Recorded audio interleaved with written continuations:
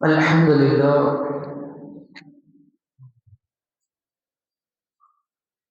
نحمده ونصلي على رسوله الكريم أما بعد அல்லாஹுடைய அளப்பறையும் கருணையினாலே இன்றைய ஃபஜ்ருடைய தொழுகை இமாம் ஜமாஅத்தோடு தொழுவதற்கான வாக்கியத்தை அல்லாஹ் ரஹ்மான் நம்மவர்களுக்கு வழங்கியிருக்கிறான். அல்லாஹ் ரஹ்மானுக்கு நாம் நன்றி பாராட்ட வேண்டும். அல்லாஹ் சுப்ஹானஹு வ தஆலா சூரத்துல் பக்ராவுடைய அந்த 26வது வசனத்திலே கொசுவை கூட நாம் ஓமையாக எடுத்து சொல்லுவோம். ஏன் அதை விட இன்னும் அற்பமான ஏதேனும் ஒன்று இருக்கும் என்று சொன்னால் அதை கூட நாம் ஓமையாக எடுத்து சொல்லுவோம். அதற்கு நாம் வெட்கப்பட மாட்டோம் என்று சொல்லி அல்லாஹ் சுப்ஹானஹு வ தஆலா சொல்லி தந்ததை நாம் கடந்த தினத்திலே பார்த்தோம். இந்த கொசுவை ஏன் அல்லாஹ் சொன்னான் அப்படிங்கிறதுக்கு நம்ம ஹதீதுகள்ல கூட சில செய்திகளை நம்ம பார்க்க முடியும். பெருமானார் ஸல்லல்லாஹு அலைஹி வஸல்லம் அவருடைய ஒரு பொன்மொழி நம்ம எல்லாம் கண்டிப்பா தெரிஞ்சுக்குவோம். இறைவனிடத்திலே, ரப்பிடத்திலே, நம்மை படைத்த ரப்பிடத்திலே இந்த உலகம் மதிப்புள்ளதாக இருக்கும் என்று சொன்னார். இந்த உலகம் மதிப்புள்ளதாக இருக்கும் என்று சொன்னால் அதை அல்லாஹ் வேற மாதிரி வச்சிருந்திருப்பான். நம்மளெல்லாம் வேற மாதிரி வச்சிருந்திருப்பான். ஆனால் அல்லாஹ்விடத்திலே இந்த உலகம் என்பது ஒரு கொசுவின் ரெக்கைக்கு அளவுக்கு, ரெக்கை கொசுவினுடைய ரெக்கை, முழுசா கொசுவை கூட சொல்லல, கொசுவினுடைய இறக்கை இருக்கு பாருங்க, ஒரே ஒரு இறக்கை, அந்த ஒரு இறக்கையின் அளவு கூட மதிப்பு இல்லை அல்லாஹ்விடத்திலே. இந்த உலகம் அவ்வளவுதான். இந்த உலகத்துல வாழ்வு என்பது அவ்வளவுதான். இது சாதாரணமான உலகம். கொசுவின் ரெக்கைக்கு கூட இந்த இடத்துல அல்லாஹ்விடத்துல அதுக்கு மதிப்பு இல்லை. ஆனால் இந்த உலக வாழ்க்கை என்பது ஒரு கொஞ்ச காலம் வாழ்ந்துட்டு சில காரியங்களை அனுபவித்து விட்டு நிரந்தரமான சுகங்களை அனுபவிப்பதற்கான இன்னொரு உலகம் இருக்கிறது. அங்கே நீங்கள் வர வேண்டும். அதற்கான ஒரு முன்னோட்டம் தான், ஒரு சோதனை கூடம் தான் இந்த உலகம் என்று சொல்லி பெருமானார் ஸல்லல்லாஹு அலைஹி வஸல்லம் அவங்க சொல்லி தந்திருக்கிற அந்த செய்தி அன்னை ஆயிஷா ரலியல்லாஹு தஆலா அவங்க அறிவிக்க தந்திருக்கிற ஹதீஸாக நாம் பார்க்க முடியும். அவன் செய்தி நம்ம ஏற்கனவே சொல்லிக்கொண்டு இன்னொரு சந்தர்ப்பத்துல ஹஜ்ரத் அபூ ஹுரைரா ரலியல்லாஹு தஆலா அன்ஹுவங்க பெருமானார் ஸல்லல்லாஹு அலைஹி வஸல்லம் அவங்கள பார்க்கறதுக்கு வர்றாங்க. அப்படி பார்க்க வந்த நேரத்துல பெருமானார் ஸல்லல்லாஹு அலைஹி வஸல்லம் அவங்க ஹஜ்ரத் அபூ ஹுரைரா ரலியல்லாஹு தஆலா அவங்கள பார்த்து கேட்கிறாங்க, நான் உங்களுக்கு சில செய்திகளை சொல்லி தருகிறேன், பதிங்க வர்றீங்களா அப்படின்னு கேட்கிறாங்க. யார் சொல்லலாம், எங்க வரணும், நான் வருகிறேன், நீங்க கூப்பிட்டுங்கன்னா நான் வராம இருக்க போறேன்னா உடனே வருகிறேன்னு சொன்னாங்க. சரி வாங்க கூப்பிட்டு என்ன செஞ்சாங்கன்னு சொன்னா, ஊருக்கு வெளியே ஒரு மைதானம், ஊருக்கு வெளியே ஒரு மைதானம், அந்த மைதானத்துக்கு கூப்பிட்டு போறாங்க. அங்க போன உடனே என்னன்னு சொன்னா, அங்க பார்த்தா துர்நாற்றம் வீசுகிறது, மலக்குழி, அதாவது கழிவுகளை கொண்டு வந்து கொட்டக்கூடிய இடம் ஒரு பக்கம் இருக்கு. வீடுகள்ல கழிக்கப்படுகிற அந்த கழிவுகளை கொண்டு வந்து அந்த கொட்டுகிற இடம் பார்த்தா துர்நாற்றம் வீசுகிறது. அதை இன்னும் கொஞ்சம் கடந்து அப்படியே அந்த பக்கம் போனாங்க. அங்க போனோம்னா பார்த்தா சில மண்டை ஓடுகள்லாம், மனிதனுடைய மண்டை ஓடுகள் கிடக்கும். நபி ஸல்லல்லாஹு அலைஹி வஸல்லம் அந்த மண்டை ஓட்டை கையில எடுத்து அதில் அபூ ஹுரைரா ரலியல்லாஹு அன்ஹு அவங்க இடத்துல கேட்கிறாங்க, இது என்னன்னு தெரியுது அவங்களுக்கு?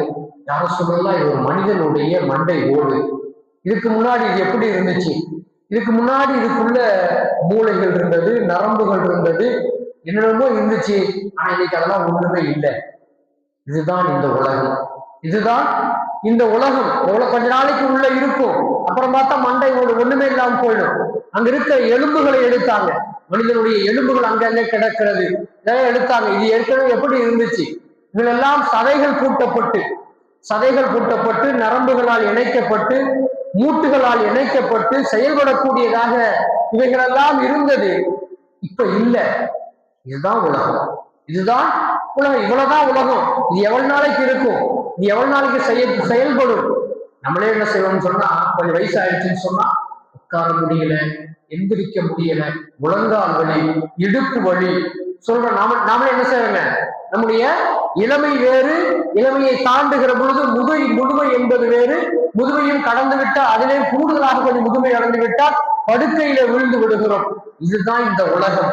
அதைத்தான் வல்ல ரஹ்மான் ஹக்கு சுப்ஹானஹு வ தஆலா கொசுவை சொல்லி கூட, கொசுவையினுடைய அற்பமான விஷயத்தை சொல்லி கூட நான் உங்களுக்கு உண்மை எடுத்து காட்டி சொல்லி உங்களுக்கு நான் விளக்குவேன், அதுல நான் வெட்கப்பட வேண்டிய அவசியமே இல்லை என்று சொல்லி வல்ல ரஹ்மான் ஹக்கு சுப்ஹானஹு வ தஆலா அந்த வசனத்திலே சொல்லி தந்திருக்கிற செய்தியை நாம் பார்க்கணும். நேற்று நாம் சொன்னோம், ஒரு ஈயை கூட அல்லாஹ் சொல்லுவான்னு சொல்லி சொன்னோம். ஒரு ஈயை கூட அல்லாஹ் உதாரணமாக சொல்லி இருக்கிறான் குர்ஆன்னு சொல்லிட்டு. எங்கன்னு சொன்னா 22வது அத்தியாயம், 22வது அத்தியாயத்துல 73வது வசனத்துல அல்லாஹ் ஈயை பற்றி பேசுகின்றான்.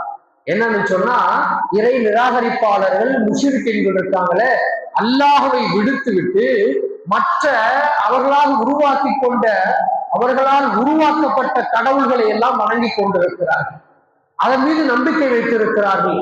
படைத்து பரிபாலித்துக் கொண்டிருக்கிற ரப்பை ஏற்க மறுக்கிறார்கள்.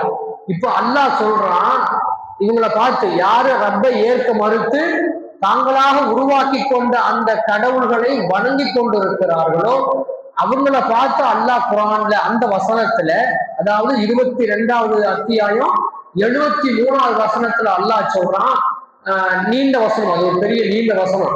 அது அல்லாஹ் சொல்றான், லை யஹ்லுகு துபாபன், உங்களால ஒரு ஈயை கூட படைக்க முடியாது. ஒரு ஈயை உங்களால படைச்சிட முடியுமா? உருவாக்க முடியுமா? ஒரு உண்மையான உயிரோட்டம் உள்ள ஒரு ஈயை உங்களால் உருவாக்க முடியுமா? வல விஜித்தமூலகு, நீங்கள் எந்த கடவுள்களை எல்லாம் வணங்கி கொண்டிருந்தீர்களோ அந்த கடவுள்களை எல்லாம் நீங்கள் ஒன்று சேர்த்து கொண்டு வந்து நின்று ஒரு உயிரோடு இருக்கக்கூடிய ஒரு ஈயை உங்களால் உருவாக்க முடியுமான்னு சொன்னா உங்களால் உருவாக்க முடியாது. ஏன்னா முன்மாதிரி இன்று படைப்பவன் நான், ஒண்ணுமே இல்லாம இருந்து உருவாக்குகின்றவன் நான். ஒண்ணுமே இல்லாம இருந்து ஒன்றை நான் உருவாக்க முடியும், உங்களால் அப்படி முடியுமா? முடியாது. அதனால என்னை நீங்கள் வணங்குங்கள் சொல்லி எல்லாம் என்ன செய்வான்னு சொன்னா, அந்த இன்னும் அந்த ஆயத்தை இப்படி சொல்லுவான்டா, நான் படைத்த அந்த ஈ உங்களுக்கு கொடுக்கப்பட்டிருக்கிற ரிஸ்கில் இருந்து கொஞ்சத்தை எடுத்து சொல்லும் என்று சொன்னால் உங்களால அந்த ஈயிலிருந்து பறிச்சுக்க கூட முடியாது. எடுத்துக்கிட்டு ஒரு ஈ எடுத்துக்கிட்டு போச்சுன்னா அந்த ஈடத்திலிருந்து அதை உங்களால் பறித்து கொண்டு வர முடியுமான்னு சொன்னா அது கூட உங்களால முடியாது. அவ்வளவு பலகீனமானவர்கள் தான் நீங்களும் நீங்கள் வணங்கி கொண்டு இருக்கிற கடவுளும். எல்லா வல்லமையும் பெற்றிருக்கிறவன் நான் இந்த உண்மைகளை சொல்லுவதை நீங்கள் கேலி செய்கிறீர்களா, கிண்டல் செய்கிறீர்களா என்று சொல்லி அல்லாஹ் சுப்ஹானஹு வ தஆலா செய்வான்னு சொன்னா அந்த ஈயை கூட சொல்லி தருவதை நாம் பார்க்கிறோம். இன்னொரு இடத்துல அல்லாஹ் இன்னொரு உதாரணத்தை சொல்லுவான். இந்த சிலந்தி பூச்சி இருக்கு பார்த்தீங்களா, அல் அன்கபூத் அப்படிங்கிற அத்தியாயம். சிலந்தி பூச்சி, அந்த சிலந்தி பூச்சியினுடைய வீட்டை அல்லாஹ் சொல்லுவான். அது எவ்வளவு பலகீனமான வீடு அப்படிங்கிறது நமக்கு தெரியும். நம்ம தட்டணும்னு சொன்னா வந்துடும். ஒரு விளக்குமாத்த விட்டு தட்டினா, கையை விட்டு தட்டினா வந்துடும். வாயால ஊதுனா கூட அந்த அரசியங்க அந்த சிலந்தி வலை இருக்கு பார்த்தீங்களா, அது அப்படியே கலந்து விழுந்துடும். அவ்வளவு பலகீனமானது. அதை அல்லாஹ் சுப்ஹானஹு வ தஆலா ஒரு இடத்துல உதாரணமாக சொல்லி காட்டுவான். அதற்கு கூட இந்த உலகம் சமம் இல்லை.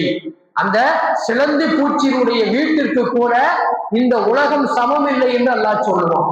அல்லாஹ் ஏன் அந்த சொல்லியிருக்கான் அப்படின்னு சொன்ன ஆராய்ச்சியாளர்கள் பார்க்கிறாங்க, ஒரு சிலந்தி வலையை ஒரு மனிதன் உருவாக்க வேண்டும் என்று சொன்னால் முடியவில்லை. ஒரு சிலந்தி வலையை உருவாக்கணும்னா உலகத்தில் இருக்கிற பொருட்களை வச்சு உருவாக்குவான். கம்பிகளை வச்சு உருவாக்கலாம், நூல்களை வச்சு உருவாக்கலாம். ஆனால் அந்த பூச்சி இருக்கு பார்த்தீங்களா, சிலந்தியினுடைய அந்த பூச்சி இருக்கு பாருங்க, அதுல ஆண் பெண் 2 பூச்சி இருக்கு. ஆண் பூச்சி தான் என்ன செய்யணும்னு சொன்னா அந்த கூட்டை கட்டுகிறது.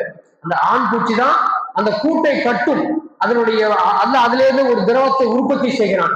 அந்த திரவத்தை அப்படியே வெளியே விடும். அது நூல் போல அப்படியே வெளியே வரும். அங்கங்க இணைப்புகளை உருவாக்கி கொண்டே போகும். அந்த வீட்டை பாருங்க எவ்வளவு அற்புதமா இருக்கும். அப்படியே அந்த இணைப்புகள் நம்மளால உருவாக்கணும்னா அவ்வளவு லேஸ் இல்லை. ஒரு கட்டுல நம்ம கைத்து கட்டுல பின்னணும்னாலே கொஞ்சம் நம்ம சமயங்கள தடுமாறி போயிடுவோம் நம்ம. ஆனா அந்த வீட்டை அற்புதமா என்ன செய்யணும்னு சொன்னா கொஞ்சம் கூட மாறாமல், அந்த அளவு மாறாமல் என்ன செய்யணும்னு சொன்னா அந்த இணைப்புகளை கொடுத்து கொண்டே வரும் அந்த ஆண் பூச்சி. அதுல போய்தான் அந்த பெண் பூச்சி என்ன செய்யணும்னு சொன்னா அங்கதான் முட்டையிடும், அங்குதான் தன்னுடைய வாழ்க்கையை நடத்தும். என்ன செய்யணும்னு சொன்னா அந்த பெண் பூச்சி முட்டையிட போகிற நேரத்திலே அந்த ஆண் பூச்சை குடித்து தின்றுவிடும். தனக்கு பிறக்க போகிற தான் முட்டையிடுகிற இருந்து வரக்கூடிய அந்த குஞ்சுகளை இந்த ஆண் பூச்சி சாப்பிட்டு விடுமோ என்று பயந்து அந்த சிலந்தியினுடைய அந்த ஆண் பூச்சியை பெண் பூச்சி என்ன செய்யணும்னு சொன்னா சாப்பிட்டு விடுமா. விஞ்ஞானிகள் சொல்ற செய்தி. அது மட்டுமல்ல, அந்த முட்டையிலிருந்து வரக்கூடிய அந்த குஞ்சுகள் ஒன்றோடு ஒன்று என்ன செய்யணும் சொன்னா இணைந்து நசுக்கி பிடிச்சி சென்று போயிடுமோன்னு சொல்லிட்டு அந்த வீட்டை ரொம்ப அற்புதமாக அமைத்து என்ன செய்யணும்னு சொன்னா தனித்தனியாக இருப்பதற்கான ஒரு வசதி வாய்ப்புகளை எல்லாம் உருவாக்கி தருகிறது சிலந்தி பூச்சி அப்படின்னு சொல்லிட்டு விஞ்ஞானிகள் இன்னைக்கு சொல்லுகிற செய்தி. அதான் அல்லாஹ் அன்னைக்கே சொல்றான், ரொம்ப லேசான வீடு, ஆனா இந்த வீட்டுக்குள்ள இவ்வளவு அற்புதங்கள் இருக்கு. இந்த லேசான வீட்டுக்குள்ள இவ்வளவு அற்புதங்கள் இருக்கு. இதை கூட நான் உதாரணமா சொல்லுவேன். எனக்கு வெட்கம் இல்லை, நான் வெட்கப்பட வேண்டிய அவசியம் இல்லை. ஏன்னா நான் தான் படைக்கிறேன், நான் தான் அதை பராமரிக்கிறேன், பரிபாலிக்கிறேன். நீங்க என்ன அல்லாஹ்வை கேலி செய்யுங்க, கிண்டல் செய்றீங்க அப்படி என்ன செய்வான்னு சொன்னா அல்லாஹுக்கு சுப்ஹானஹு வ தஆலா இந்த வசனத்திலே மேற்சொன்ன இந்த சூரத்துல் பக்ராவுடைய 26வது வசனத்தில அல்லாஹ் வெட்கப்பட மாட்டான், நம்பிக்கையாளர்கள் ஏற்றுக்கொள்வார்கள், நம்பிக்கை இல்லாதவர்கள் என்ன செய்வாங்கன்னு சொன்னா அல்லாஹ் இதன் மூலமாக என்னத்தை நாடிவிட்டான்னு சொல்லிட்டு போயிட்டு இருப்பாங்க அப்படின்னு சொல்லிட்டு அவர்கள் எல்லாம் பாசிட்டீன்கள், பெரும்பாவிகள் சொல்லிட்டு அது மட்டும் இல்லாம அவங்களை பற்றி அடுத்த வசனத்துல அல்லாஹ் என்ன செய்யறான்னு சொன்னா சொல்றான். சுருக்கமா முடிச்சிடுறேன். அல்லாஹ் சொல்றான் பாருங்க, அல்லதீன யன்குதூன அஹதல்லாஹி மின் பஅதி மீசாக்கிஹி. சில நேரங்கள்ல அல்லாஹ் இடத்துல ஒப்பந்தம் பண்ணிடுவாங்க, களிமா சொல்லிடுவாங்க, களிமா சொல்லி ஒப்பந்தம் பண்ணிடுவாங்க இஸ்லாத்தை ஏற்றுக்கொள்ளுன்னு சொல்லிட்டு, ஆனா பின்னாடி முடிச்சிருவாங்க. என்ன செய்வாங்கன்னு சொன்னா கொஞ்சம் சந்தேகம் இருப்பானா இருக்க மாட்டானா, நடக்குமா நடக்காதா, மறுமை இருக்கா இல்லையா, இப்படி எல்லாம் டவுட் வரும், சந்தேகம் வரும் பொழுது அதை என்ன செய்வான்னு சொன்னா முறிச்சிட்டு ஒப்பந்தத்தை முறித்து விட்டு வெளியே வந்து விடுவான். இவன் பாசிக்காக இருக்கிறான், பெரும்பாவியாக இருக்கிறான், இப்படிப்பட்டவன் தான் அல்லாஹ்வை கொண்டு என்ன நாடுகிறான் என்று சொல்லி அங்கே கேள்வி கேட்டுக் கொண்டிருப்பார்கள் சொல்லி அல்லாஹ் சொல்லிட்டு அமரல்லாஹு பிஹி ஐயூஸல வ யுஃப்ஸிதூன ஃபில் அர்த்.